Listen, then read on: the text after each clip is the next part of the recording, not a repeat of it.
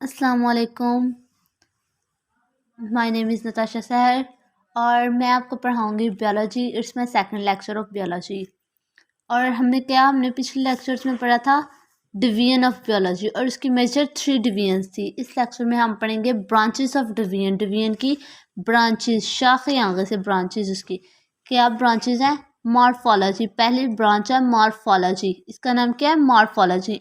Morphology this branch, ये जो सी शौक है, डील करती है विद द स्टडी, पढ़ने के बारे में, ऑफ फॉर्म, सूरत के बारे में, इंसान का देखने में कैसा है बाहर से, and structure of living organisms, जो चीज़ें सांस लेती हैं उनकी उनके उनकी मतलब स्ट्रक्चर बाहर से, साख्त उनका देखना कि मतलब वो कैसा दिख रहा है, कोई ऑर्गेनिज्म कैसा दिख रहा है, उसकी स्ट्रक्चर बाहर से जो हम अपने नेक्ड आई से भी देख सकते हैं वो पढ़ना है हम उसकी स्ट्रक्चर के बारे में।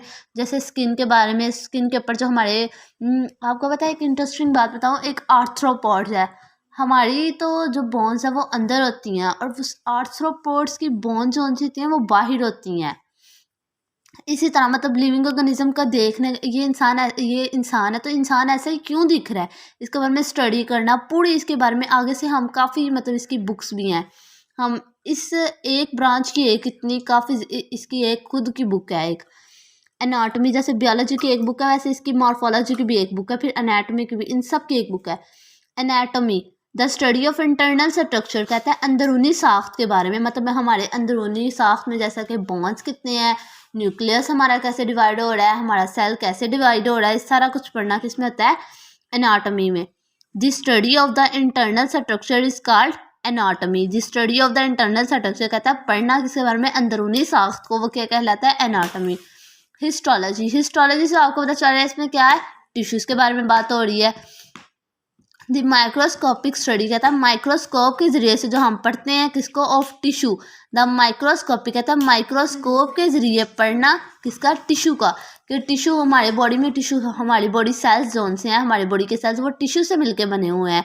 तो क्या कहता है? The microscopic study of tissue, microscope के जरिए स्टडी करना किसको? टिश्यूज़ के बारे में। टिश्यू कैसे डिवाइड करते हैं, टिश्यू कैसे मतलब डिवीजन अपने बनाते हैं, कैसे वो हमारी बॉडी के सेल्स को बनाते हैं, सारा कुछ स्टडी करना किस में होता है? हिस्टोलॉजी में होता है।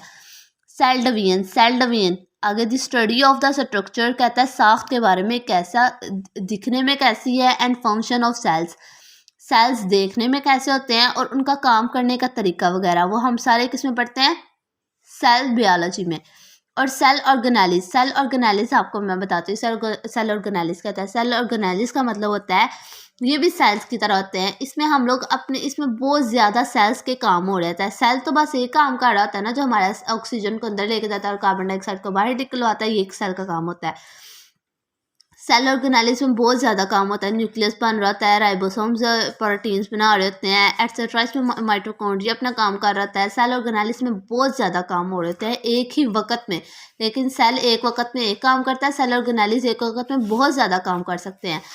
अब हम पढ़े थे, ज़्यादा डीप जा रहे हैं, चलें अपने लेक्चर में वापस आते हैं। The study of the structure, पढ़ना किसके बारे में? साख्त के बारे में। एंड फंक्शन, और काम करना किसका? सेल का। एंड सेल ऑर्गेनेलिस, और सेल ऑर्गेनेलिस का इज कॉल्ड, वो क्या कहलाता है? Cell biology, cell biology. This branch, कहता है सेल बायोलॉजी, ये जो ब्रांच है ये क्या करती है? डील करती है with the study of cell division. इसमें सेल डिवाइड कैसे होते हैं, हमारी बॉडी में सेल्स होते हैं और वो कैसे डिवाइड होते हैं, इसके बारे में स्टडी करना भी हम किस में करते हैं? सेल बायोलॉजी में। उसके आगे हम फिजियोलॉजी, फिजियोलॉजी इसमें ही आपको पता चल रहा है फिजियोलॉजिस्ट, ये डॉक्टर भी होते हैं, ये डॉक्टर की भी एक टाइप है फिजियोलॉजिस्ट। इसमें वो क्या करते हैं? वो लोग हमारे डिफरेंट पार्ट्स, हमारे और जिस्म के डिफरेंट पार्ट्स के बारे में काम करते हैं। This branch deal with the study of function, ये जो सी ये शाख है किसके बारे में हम इसमें डील करते हैं? पढ़ने के बारे में। ऑफ द फंक्शन, काम करना, of different parts of living organisms, जानदारों के जिस्म के मुख्तलिफ हिस्सों, जैसे कि हमारी आँख कैसे काम कर रही है, अगर कोई इंसान का गिर गया, उसका पाँव फ्रैक्चर हो गया, वो किसके पास जाता है? फिजियोलॉजिस्ट के पास जाता है। फिजियोलॉजिस्ट एक डॉक्टर है, वो इसका मतलब ट्रीट करता है। वो ट्रीट कैसे करता है? उसने एक बुक पढ़ी होती है, उसका नाम क्या है? फिजियोलॉजी। और उस फिजियोलॉजी में क्या करता है, वो डिफरेंट पार्ट्स के बारे में पढ़ता है, हर एक जिस्म के मुख्तलिफ हिस्सों के बारे में पढ़ता है। ये हिस्सा कैसे काम करता है, हमारी आई कैसे काम करती है, हमारा एल्बो कैसे करता है, हमारा फुट कैसे करता है, वो हर एक चीज़ को कंट्रोल कर मतलब स्टडी करता है, वो कैसे कंट्रोल होते हैं हमारे हर एक जिस्म। और ये स्टडी करना किसके बारे में, फंक्शन काम करना ऑफ डिफरेंट पार्ट, हमारे मुख्तलिफ हिस्सों का, ऑफ लिविंग ऑर्गेनिजम्स जानदार के, जेनेटिक्स। अब जेनेटिक्स आगे ब्रांच है, द स्टडी ऑफ जीन्स, कहता है जीन्स के बारे में स्टडी करना, and their role in inheritance, और उसका किरदार किसमें, इनहेरिटेंस, वरासत, जो आगे हम अपनी वरासत आगे जो उनसे जनरेशन पैदा होती हैं उनमें जो हमारा रोल होता है, इस कॉल्ड जेनेटिक, वो कहलाती है जेनेटिक्स। इनहेरिटेंस, अब इनहेरिटेंस हमने इधर पढ़ा था वरासत, इसका मतलब क्या है, इनहेरिटेंस का मतलब है ट्रांसमिशन ऑफ करैक्टरिस्टिक, खसूसियात जो सी हैं वो आगे जाना, नई नस्ल में जाना, एक नस्ल से दूसरों में जाना। अब आप देखें, पेरेंट्स पे बच्चे जाते हैं, वो क्या करते हैं, पेरेंट्स की जनरेशन्स क्या करती हैं, पेरेंट्स की खसूसियात बच्चे पे चल जाती है, कभी बच्चे की आँख बाबा पे चल जाती है, मामा पे चल जाती है, वो वालदैन पे अपने चल जाती हैं, वो कहते हैं transmission. Inheritance mean the transmission of characteristic, inheritance का मतलब होता है ट्रांसमिशन, तब्दीली आना, ऑफ कैरेक्टरिस्टिक, खसूसियात, फ्राम वन जनरेशन, एक जनरेशन से दूसरी जनरेशन, एक नस्ल से दूसरी नस्ल में जाना, किसका, खसूसियात का, वो क्या कहलाता है, इनहेरिटेंस। आगे हम embryology, it is a study, इसमें हम पढ़ते हैं ऑफ द डेवलपमेंट, पैदा होने किसके बारे में, ऑफ एन एम्ब्रियो, एक एम्ब्रियो का टू न्यू इंडिविजुअल, एक एम्ब्रियो का टू न्यू इंडिविजुअल दूसरे इंडिविजुअल में। एम्ब्रियो अब क्या होता है, आपको एम्ब्रियो बताती हैं।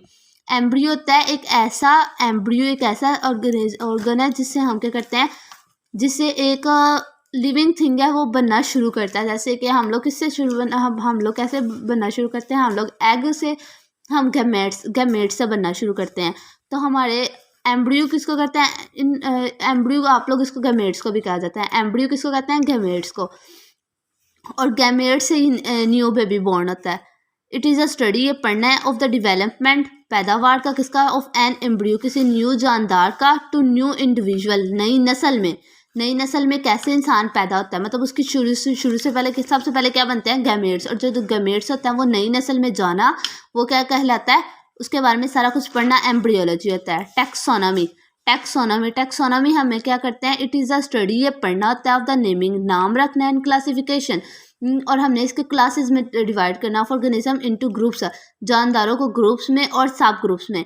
अब आपको एग्जांपल से बताती हूँ। अब हम लोगों ने गोट, अब बकरियाँ, मुर्गियाँ, अब हमने इन सब को एक ही कमरे में छोड़ दिया, तो हमें इन सब को हैंडल करना मुश्किल होगा। अगर हम इनके अलग अलग, मुर्गियों को अलग कमरे में रखेंगे, अलग मतलब बॉक्स में रखेंगे, और गोट्स को अलग सेपरेटली रखेंगे, फिर हमें इनको हैंडल करना ईजिली होगा।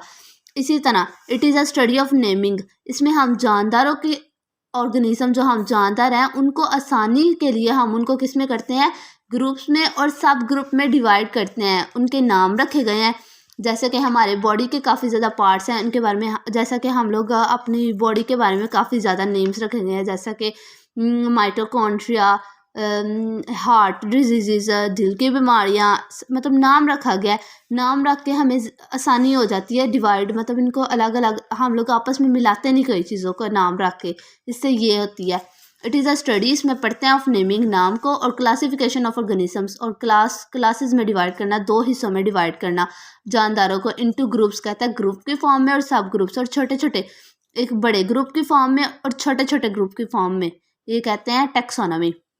इसके बारे में पढ़ने को कहता है टैक्सोनॉमी। आगे पैलियंटोलॉजी भी किसकी ब्रांच है, बायोलॉजी की एक ब्रांच है। इट इज़ अ स्टडी, इसमें हम पढ़ते हैं फॉसल्स। अब फॉसल्स क्या आते हैं, जो डेड, आप लोग तो चले जाते हो, मतलब आप लोग डेड बॉडीज़ को दफना के चले जाते हो, अब वो कई साल उधर पड़ी रहती हैं। अब कई जानदार जैसे डायनासोर की जौन सी हैं, क्या आता है, हमें उनकी मिलती हैं, उनकी जौन सी हैं वो चले जाते हैं, उनके ऊपर हवा उड़ती रहती है, कोई जानदार मार जाता है उसके ऊपर हवा उड़ती है, वो मिट्टी के नीचे चल जाता है, काफ़ी ज़्यादा डीपली चल जाता है, और वो कई हज़ार साल गुजरने के बाद जब हम उसे खुदाई करते हैं, हम उसकी खुदाई करते हैं, तो हमें क्या मिलता है, हमें उधर से पेट्रोल मिलता है, नेचुरल गैस मिलती है, उन चीज़ों का हम कहते हैं फॉसल्स। अब जो आप अपनी गाड़ियों में यूज़ करते हैं पेट्रोल, वो भी क्या होती है, फॉसल से ही बनती है। Which are the remain of extinct organisms, ये क्या आती है, बचा होता है किसका, ऑफ एक्सटिंक्ट ऑर्गेनिज्म, जो मतलब जो इस दुनिया से जा चुके थे, उनकी हड्डियों से बना होता है, उसके बारे में भी स्टडी करना क्या आता है, पैलियोंटोलॉजी। चलें अब इट्स माई लेक्चर एंड अगर आपको मेरा लेक्चर अच्छा लगा हो तो मुझे सब्सक्राइब कीजिए और लाइक कीजिए ताकि मेरे न्यू आने वाली वीडियोस आप तक पहुंच सके। थैंक्स अ लॉट का, बाय।